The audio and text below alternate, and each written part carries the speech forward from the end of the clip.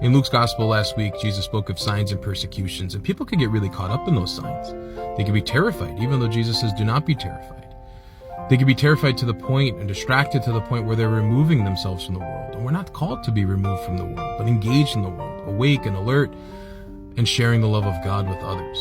In our first lesson from Malachi, we heard of this image of the Son of Righteousness, in which we experience healing in its wings. This should remind us of that Christmas song, Hark the Herald Angels Sing, where we get this image of Jesus as the Prince of Peace, and that we are risen with healing in his wings, that we're called to bring into this world a message of hope and deliverance, not fear and condemnation, that we're not to remove ourselves from the world or be engaged in some passive way, but actively engaged in the world, embodying God's call for justice.